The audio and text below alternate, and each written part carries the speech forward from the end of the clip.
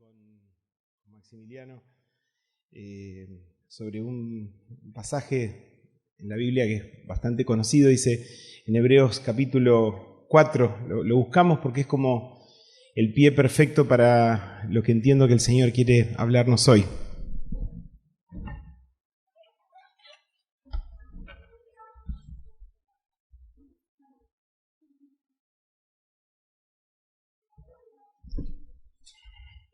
Vamos a hacer algún cambio. Habitualmente ponemos todo el texto escrito ahí y eso hemos notado que ha fomentado cierta vagancia entre los hermanos, que ya algunos ni se gastan en entrar la Biblia. Total, Alexia o Esteban ponen todo escrito ahí y no le vamos a dar el gusto a la vagancia, así que busque sus Biblias, abra su celular si no trajo la Biblia de papel. En Hebreos capítulo 4, versículo 12 dice: ciertamente la palabra del Señor es viva y poderosa, y más cortante que cualquier espada de dos filos. Penetra hasta lo más profundo del alma y del espíritu, hasta la médula de los huesos, y juzga los pensamientos y las intenciones del corazón. Ninguna cosa creada escapa a la vista de Dios, todo está al descubierto, expuesto a los ojos de aquel a quien hemos de rendir cuenta. Una declaración más que dura, una espada, o sea, no está hablando de algo para hacer masajes, no, está hablando de una espada. Las espadas no son hechas para hacer mimos.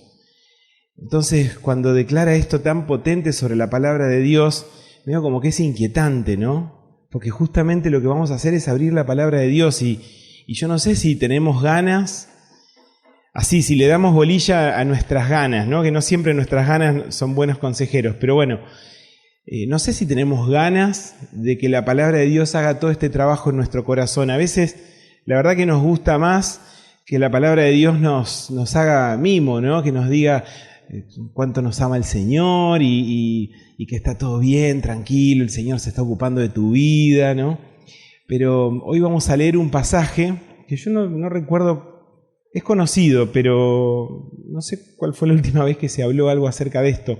Muchos de ustedes conocen seguramente a Jonás. ¿Conocen a Jonás? ¿Qué se acuerdan de Jonás? A ver. Mientras vayan buscando el libro de Jonás en el Antiguo Testamento. Y mientras recuerden, ¿qué se acuerdan de Jonás? ¿Quién? El que no hizo caso. ¿Vos porque te acordás la canción de la escuelita? Jonás no hizo caso. Bien, bueno, y el asunto de la ballena, ¿no?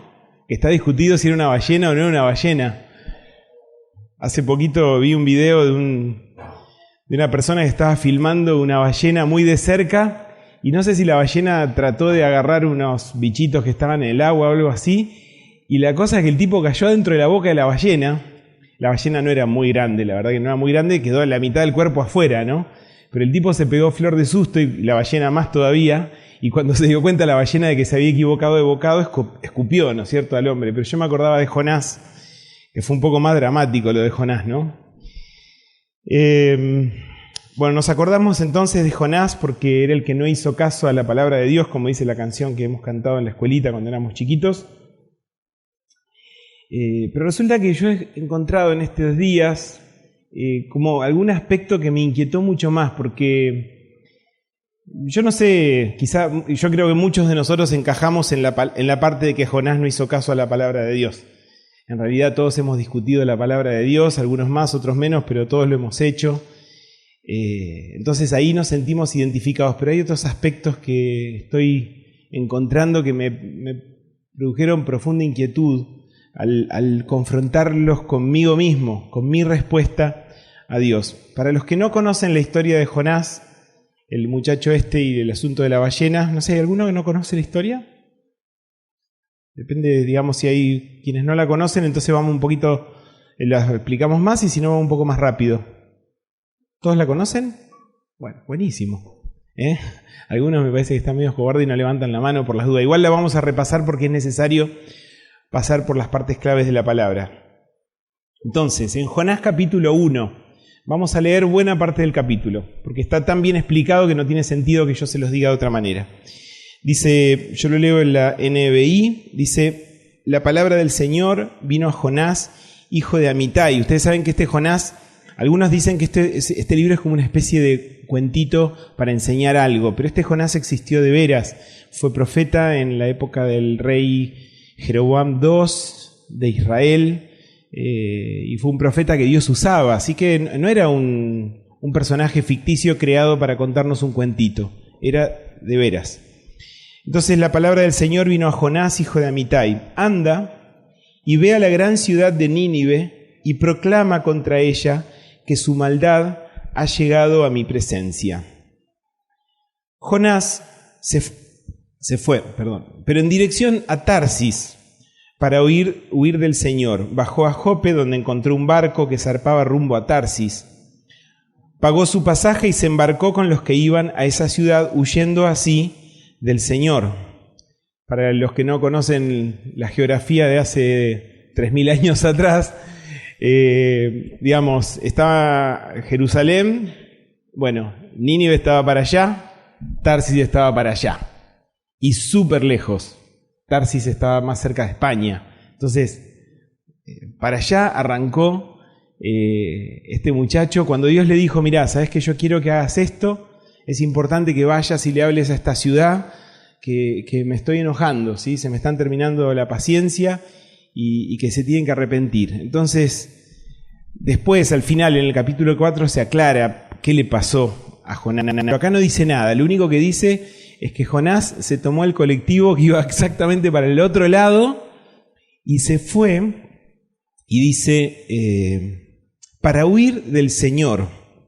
O sea, qué cosa, ¿no? Huir del Señor. Es un poco absurdo, sin embargo, creo que todos lo hemos intentado en su momento, escondernos del Señor, irnos, porque ahí donde está Él estamos muy inquietos, muy incómodos. Entonces, mejor nos vamos lejos y tratamos de olvidarnos de todo lo que le habíamos dicho y hagamos como que acá no pasó nada, ¿no? Yo puedo vivir mi vida. Es bastante loco, pero todos lo hemos intentado. Pero el Señor no se lo dejó llevar tan fácil, ¿no? Y dice el versículo 4, pero el Señor lanzó sobre el mar un fuerte viento y se desencadenó una tormenta tan violenta que el barco amenazaba con hacerse pedazos. Los marineros, aterrados, y a fin de aliviar la situación, comenzaron a clamar cada uno de ellos a su Dios y a lanzar al mar todo lo que había en el barco, para alivianar el barco y evitar el riesgo de hundirse. Y cada uno, mientras revoleaba paquetes para afuera de la borda del barco, clamando a sus dioses, no sé quiénes serían sus dioses, pero cada uno pidiendo a gritos que haga algo para salvarlos, ¿no? Y mientras tanto, Jonás, en cambio, que había bajado al fondo de la nave para acostarse, ahora dormía profundamente. Nunca traté de dormir en una situación así, nunca estuve en una tormenta en el mar arriba de un barco, ¿no? Pero suena como que todo se mueve. No parece la situación más cómoda para dormir. No sé si el tipo dormía plácidamente, pero hizo su mejor intento de cerrar los ojos y decir, no sé, qué sé yo, no es mi problema. Están los marineros que son unos capos, yo tengo mis asuntos, y tratando de dormir, ¿no? Pero no pudo dormir mucho. El capitán, dice en el versículo 6, el capitán del barco se le acercó y le dijo, ¿cómo puedes estar durmiendo? Levántate, clama a tu Dios también. Quizás se fije en nosotros y no perezcamos. Claro, cuando el capitán le dijo así, imagínense todo lo que le corría dentro a Jonás, porque él sabía que tenía ciertos inconvenientes con clamar a su Dios, porque había tenido un entredicho con Dios y no era cuestión de tan fácil ponerse a hablar con Dios, ¿no? Los marineros, dice el versículo 7, por su parte se dijeron unos a otros, vamos, echemos suertes para averiguar quién tiene la culpa de que nos haya venido este desastre. Cuando Jonás escuchaba todo esto, veía que el círculo se le iba cerrando y quería desaparecer del universo, y no era tan fácil, ¿no? Así que lo hicieron, y la suerte recayó en Jonás, me imagino sacando el palito más corto, ¿no? A ver a quién le salía, no sé cómo habrán hecho. Pero la cosa es que Dios usó ese mecanismo de la suerte para que el foco se pusiera sobre Jonás.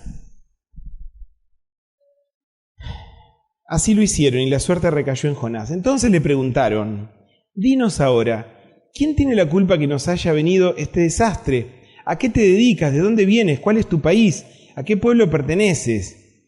Entonces ahí Jonás debe haber tragado saliva. Dice, soy hebreo y temo al Señor, Dios del cielo, que hizo el mar y la tierra firme. Le respondió. Es bastante loco, ¿no? Porque dice, temo al Señor. Y recordemos que cuando la Biblia dice temo, no está hablando no se refiere al temor de miedo, sino a ese temor de respeto, de considerarlo alguien superior y digno de obediencia, de respeto, ¿no? Entonces, ¿qué clase de temor tenía Jonás que hizo exactamente todo lo al revés que Dios le había dicho, ¿no? Al oír esto, los marineros se aterraron aún más, porque habían dado en el clavo. El mecanismo del palito había funcionado y realmente habían encontrado a la persona que parece que tenía algo que ver con esto. Dice, ¿qué es lo que has hecho? Dice, pero el mar se iba enfureciendo más y más, así que le preguntaron, ¿qué vamos a hacer contigo para que el mar deje de azotarnos? Entonces, Jonás ahí, que era un tipo muy valiente, o exactamente todo lo contrario, dijo, tómenme y lánceme al mar, y el mar dejará de azotarlos. Yo sé bien que por mi culpa se ha desatado sobre ustedes esta terrible tormenta. Fíjense que hace como un reconocimiento, él se da cuenta de que él trajo un problema sobre la vida de todas estas personas, pero ni siquiera tiene las agallas para resolverlo él. Podría haberse agarrado y ¡pum!, pega el salto, se tira al agua y terminado. No, le pone a estos pobres tipos, que no tenían la culpa de nada de esto, le pone en sus manos el resolverlo. Ahora resulta que encima tenían que tirar, y si resulta que era mentira o que era un error de interpretación de las cosas y estaban tirando al agua a un tipo que no era culpable de nada, qué aprieto, ¿no? Y yo estaba pensando que cuando desoímos la palabra de Dios, cuando desoímos el camino que Dios nos indica, dice anda para allá y nosotros nos vamos exactamente al revés, ¿cómo le complicamos la vida a los demás también? Si uno dijera, bueno, es mi decisión, es mi vida. Sí, es tu vida, es mi vida, pero la realidad es que no vivimos desconectados del universo, estamos inmersos en familia, amistades, relaciones, vínculos, y uno quiere creer que es mi vida, ¿no? Pero mi vida afecta a otros. No somos un ermitaño que vive en el medio de la nada, desconectado del mundo, y si vive o se muere nadie se entera. No, estamos rodeados, ¿no? Y afectamos la vida de los demás. Esta gente estaban a punto de cometer un asesinato gracias a el pecado de este Jonás, ¿no? Dice, sin embargo, en un intento por regresar a tierra firme, los marineros se pusieron a remar. No lo querían tirar al agua. Dijeron, no, busquemos una alternativa, rememos, capaz que podemos llegar a tierra firme. Entonces se pusieron a remar con todas sus fuerzas, pero como el mar se enfurecía más y más contra ellos, no lo consiguieron. Entonces clamaron al Señor. Ellos se acuerdan que al principio estaban clamando a sus dioses, ahora ya entendían a qué Dios tenían que hablarle y empezaban a hablar con el Señor. Dice, oh Señor, tú haces lo que quieres, no nos hagas perecer por quitarle la vida a este hombre, ni nos hagas responsables de la muerte de un inocente. Así que tomaron a Jonás y lo lanzaron al agua, y acto seguido dice que la furia del mar se aplacó. Santo remedio. Lo tiraron a Jonás al agua y la cosa, por lo menos el asunto entre ellos y Dios se terminó, ya está, ¿sí? Ahora el asunto quedaba entre Jonás y Dios. Y Jonás cayó ahí como una piedra en el medio del agua. Dice, al ver esto se apoderó de ellos un profundo temor del Señor, a quien le ofrecieron un sacrificio y le hicieron votos. Fíjense el efecto que produjo todo esto en las vidas de estas personas, ¿no? Empezaron a conocer a un Dios que tenía un poder real solo por esto que habían visto, ¿no? El Señor, por su parte, versículo 17, el último versículo del capítulo 1, dispuso un enorme pez para que se tragara a Jonás, quien pasó 3 días y 3 noches en su vientre. Todos los que hemos leído o aprendido en la escuelita bíblica la historia de Jonás nos hemos preguntado cómo se vive 3 días adentro de la panza de un pez, por más grande que sea. Yo la verdad que no tengo idea ni pienso averiguarlo, pero no debe ser nada cómodo, no debe ser nada agradable. Y la pregunta, ¿no? ¿Qué hacía Jonás ahí adentro? Porque 3 días no son 3 minutos ni 3 horas, son 3 días, con sus noches. O sea, muchas horas del tipo ahí incómodo, ahí apretado por la lengua del bicho, y cada vez que tragaba agua estaría medio que se ahogaba y tratando de sacar la cabeza lo más arriba que podía, porque se supone que algo de aire quedaba. Pero en ese tiempo él decía, me muero, me muero, me muero, no me morí. Me muero, no me morí. Era así todo el día, toda la noche. Supongo que en algún momento el pez este dejaba de tragar agua por un rato y este pobre hombre tenía un poco de paz, ¿no? Pero, ¿qué pasaba por la mente de él? No estaba muerto, pero convengamos que tampoco era un sistema de vida muy sostenible. ¿Qué pensaba él en todo eso, no? ¿Cómo repasaba los hechos que lo condujeron ahí? Seguramente pensaría, si hubiera ido a Nínive como Dios me dijo, no estaría acá. No sé, capaz que me hubieran matado los de Nínive, pero por lo menos no estaría acá debatiéndome entre la vida y la muerte adentro de las tripas de un pez.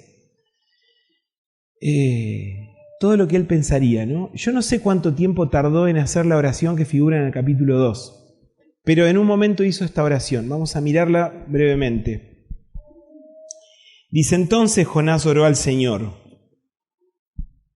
su Dios, desde el vientre del pez. Dijo, en mi angustia clamé al Señor y Él me respondió. Desde las entrañas del sepulcro pedí auxilio y tú escuchaste mi clamor. A lo profundo me arrojaste, al corazón mismo de los mares. Las corrientes me envolvían, todas tus ondas y tus olas pasaban sobre mí. Y pensé, he sido expulsado de tu presencia. ¿Cómo volveré a contemplar tu santo templo? Las aguas me llegaban hasta el cuello, lo profundo del océano me envolvía, las algas se me enredaban en la cabeza arrastrándome a los cimientos de las montañas. Me tragó la tierra y para siempre sus cerrojos se cerraron sobre mí, pero tú, Señor Dios mío, me rescataste de la fosa. Al sentir que se me iba la vida, me acordé del Señor y mi oración llegó hasta ti, hasta su santo templo. Los que siguen a ídolos vanos abandonan el amor de Dios, yo en cambio te ofreceré sacrificios y cánticos de gratitud, cumpliré las promesas que te hice, la salvación viene del Señor. En principio digamos que es una oración hermosa, para ser dicha por una persona que está dentro de la panza de un pez, está bastante bien. ¿Ustedes encuentran, a ver, ayúdenme, algún pedacito de todo eso donde diga que él se arrepiente de lo que hizo? Mírenlo de vuelta si no se acuerdan. ¿Encuentran algo donde muestre que el tipo se arrepintió de haber desobedecido al Señor, de haber puesto en peligro a todos los marineros? Resulta que no. ¿Qué le pasaba a él?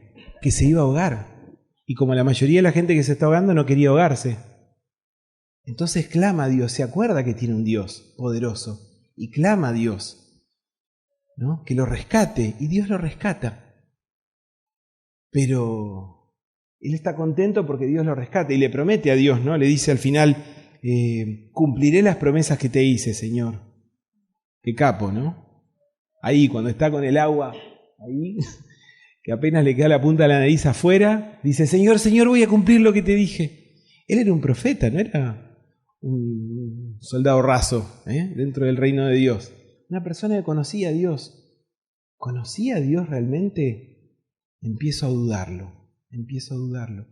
Y me llama la atención porque me doy cuenta que hasta las personas que tienen ministerios visibles, digamos, que tienen una función que alguien diría, esa persona en la iglesia cumple la función tal.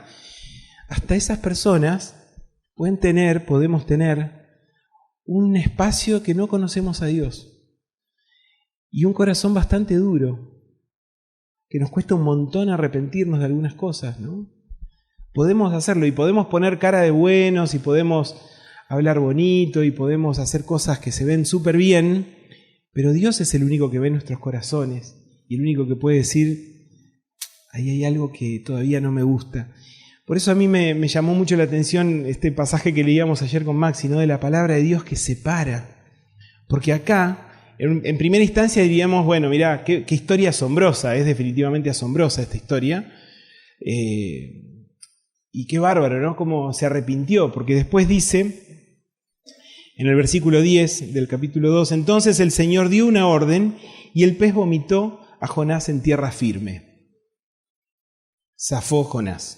Estuvo así, a un pelito de morir ahogado y no murió ahogado. Zafó Jonás. Pero no zafó del todo. Capítulo 3, versículo 1. La palabra del Señor vino por segunda vez a Jonás. Anda, ve a la gran ciudad de Nínive. Dios no se había olvidado de lo que le había dicho.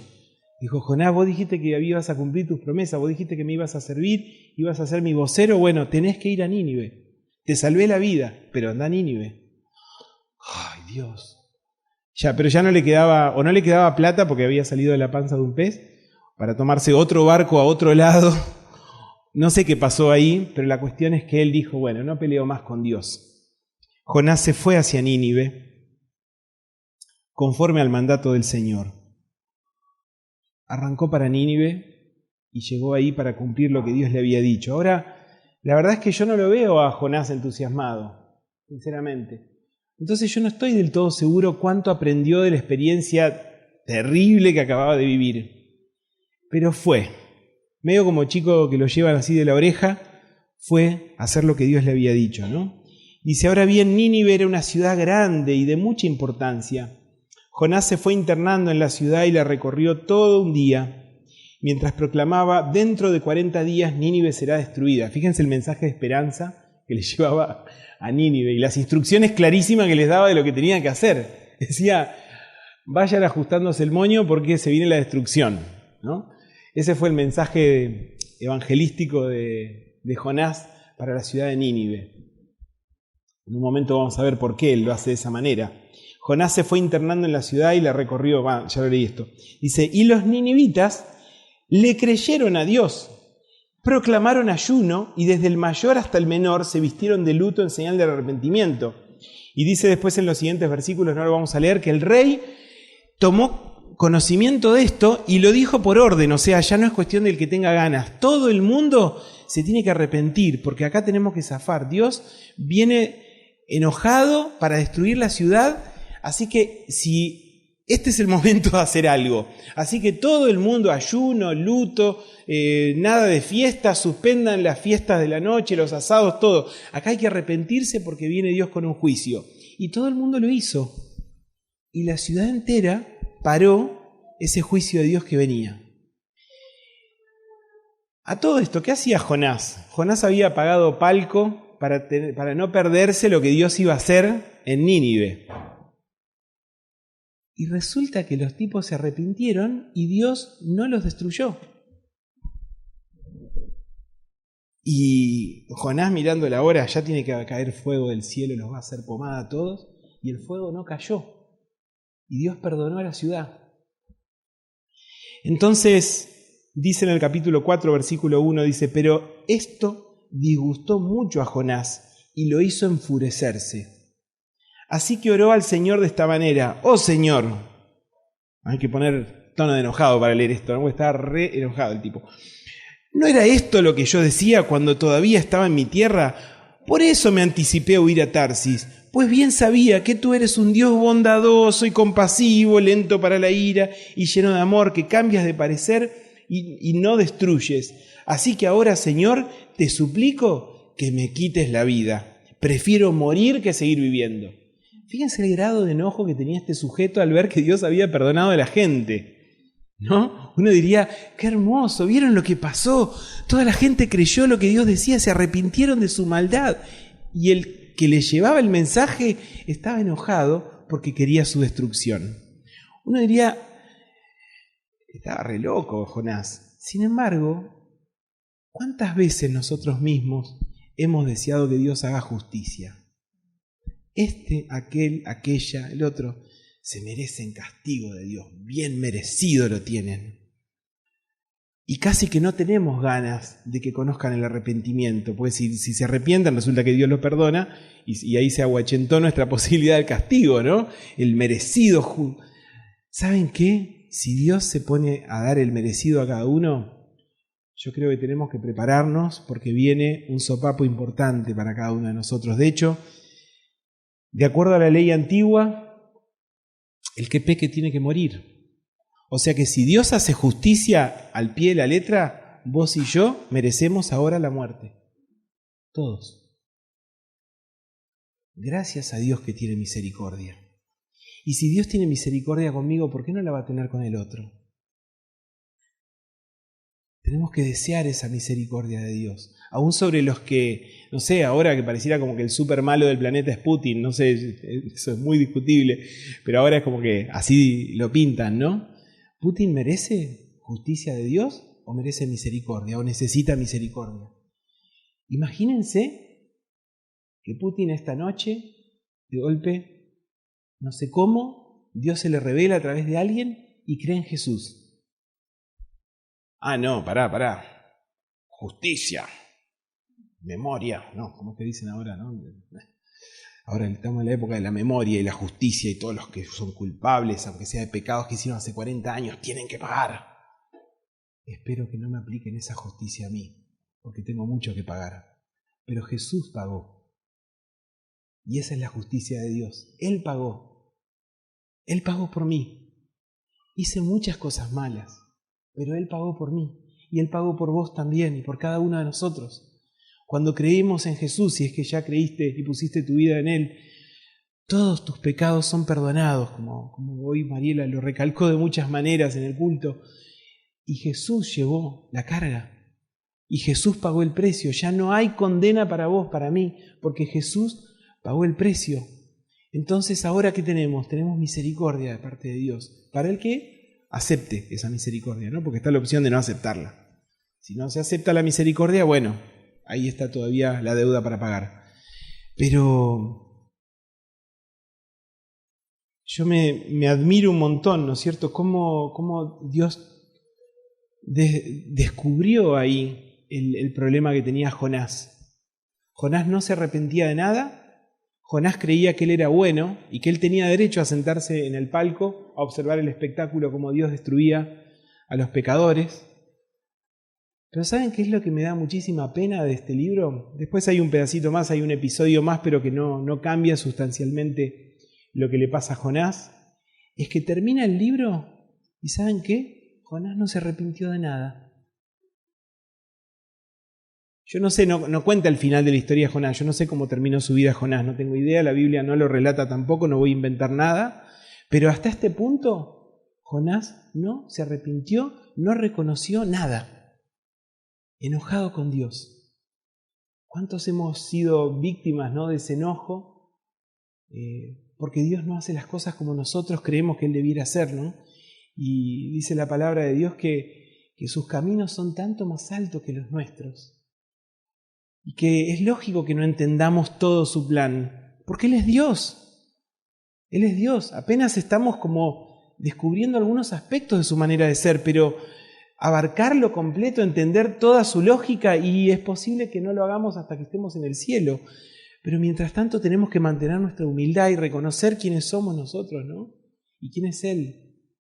Y por qué estamos donde estamos y Él está donde está. Y que Él es bueno y nos ama, ¿no? Entonces no enojarnos, y si nos enojamos bajarle los decibeles a nuestro enojo. Vamos a buscar dos pasajes para terminar. 2 Corintios 7.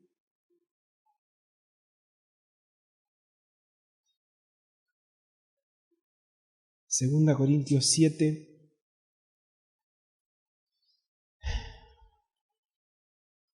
Versículo 10.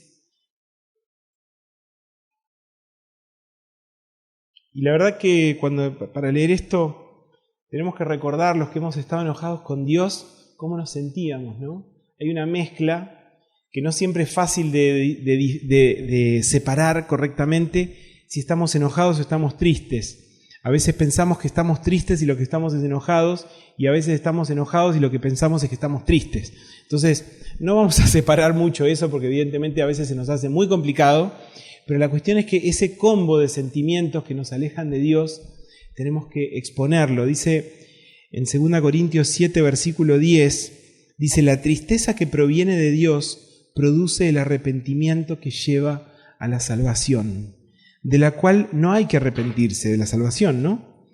Mientras que la tristeza del mundo produce muerte. Eso significa que para los hijos de Dios, muchas veces esta tristeza tiene que ver con Dios y que no está evitada por Dios. Sería fácil, ¿no? Que Dios haga clic así y listo, se pasó todo nuestro problema, se nos cambió el estado de ánimo, me olvidé de lo mal que estaba, me olvidé de las razones por las cuales estaba mal, ¿no? Está todo bien, ya está todo bárbaro, me olvidé, no sé, no me acuerdo qué era lo que había pasado. No, Dios permite que pasemos por esa tristeza y ese enojo mezclados, ¿sí? Dios permite eso, pero nos tiene que llevar a un arrepentimiento profundo, a un reconocimiento de lo que nos pasa. Podemos ser tan ciegos de no poder entender ni ver lo que nos está pasando a nosotros, y no hay peor ciego que el que no quiere ver. Podemos cerrar los ojos para no ver lo que nos pasa, porque si abrimos los ojos y vemos y entendemos, estamos en un problema. Vamos a tener que reconocer que estamos mal delante de Dios y que nosotros nos metimos en ese agujero, ¿no? Pero dice acá, hermoso, cuando dice la tristeza, lo primero dice, la tristeza que proviene de Dios produce el arrepentimiento que lleva a la salvación. Una salvación que tiene un momento histórico cuando creímos en Jesús, pero después tiene un efecto permanente y reiterado cada vez que nos alejamos de Dios y volvemos, ¿sí? Y nos volvemos a Dios a través de ese arrepentimiento. Y si no nos arrepentimos es simple, no volvemos. No volvemos, lo seguimos mirando a Dios de lejos, como Jonás cuando le dijeron, ¿qué pasa con tu Dios? Tenemos una cuestión, ¿no? Y no quería explicar mucho, y le daba vueltas a la cosa, ¿no? Así estamos muchas veces. Y ahora un último pasaje, Proverbios 28. Proverbios 28, y con esto vamos terminando.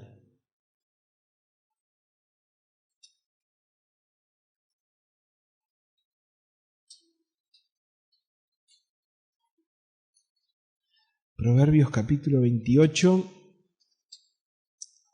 les digo el versículo 13, dice: quien encubre su pecado jamás prospera. Quien lo confiesa y lo deja, halla perdón.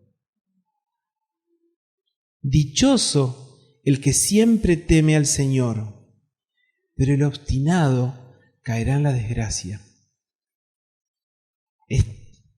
Listo, cerramos acá, nos vamos a casa, ya está, nada que agregar. ¿Cuál es ¿En qué baldosa te parás de estas? ¿En qué baldosa me paro yo de estas? ¿Cuál soy yo?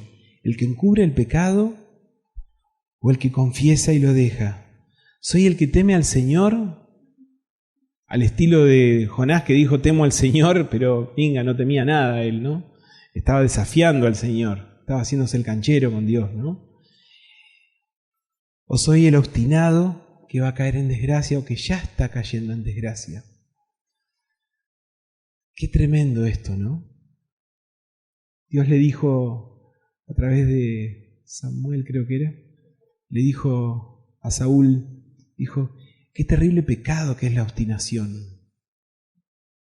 Es comparable a que si fueras a brujos para que te adivinen la suerte, para que te hagan hechizos.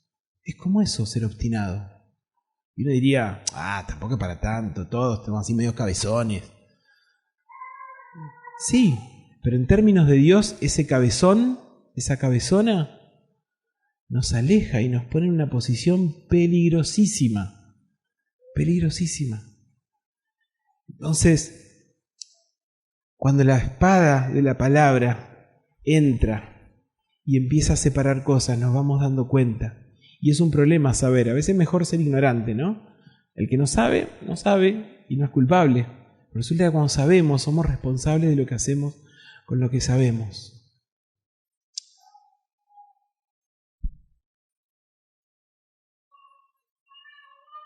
No sé cómo estamos cada uno delante de Dios en esto, ¿no? Si el Señor empezó a sacar a flote ese orgullo, esa rebeldía que hay en tu corazón, quizás ya empezaste el proceso de reconocerlo.